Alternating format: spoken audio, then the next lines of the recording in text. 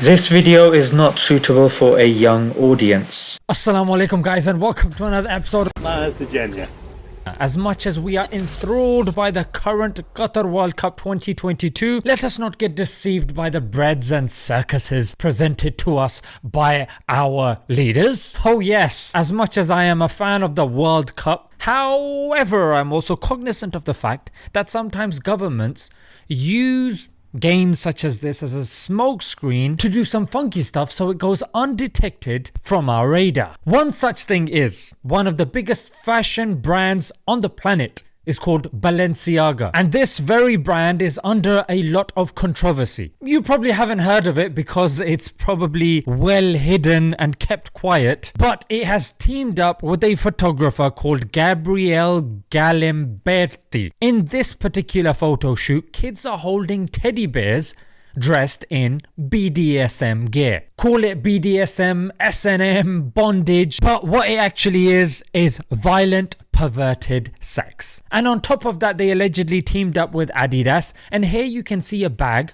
on top of certain documents. And those documents are detailing a case defending child, and I have to be careful that I don't get flagged here, even though these guys are probably going to be okay. Just call it child inappropriate images. You know what I'm getting at, yeah? Now what's interesting is Balenciaga has apologized, but when it came to Kanye West apologizing, it wasn't enough. Adidas retracted and took away their contract. Companies like Apple and Apple Pay got involved and started messing with his finances. I went from being a multi-billionaire to not being able to use my Apple Pay.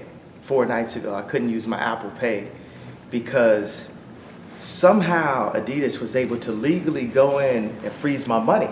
Kyrie Irving, he said something anti-Semitic. Correction, he shared a documentary or a film that was considered anti-Semitic. And they detailed many steps, about 6 steps that he had to follow before being allowed back into their good graces. But it seems that for Balenciaga, just a mere sorry is enough. In fact, Kim Kardashian was very quick to condemn anti-Semitism because of what her ex-husband had said. But now when it comes to what Balenciaga's done, she's still silent. Bella Hadid, on the other hand, she has deleted a post in which she was promoting them, which is good because, let's face it, she smashed it when it comes to a number of things. So rather than dealing with the crowd, which I'm sure you guys are going to voice your opinion as you should on their social media pages, they've suddenly decided to leave Twitter. People are assuming it's because of Elon Musk. No, it's because of this. And secondly, on Instagram, they've decided to go dark. And even the parent company of Balenciaga,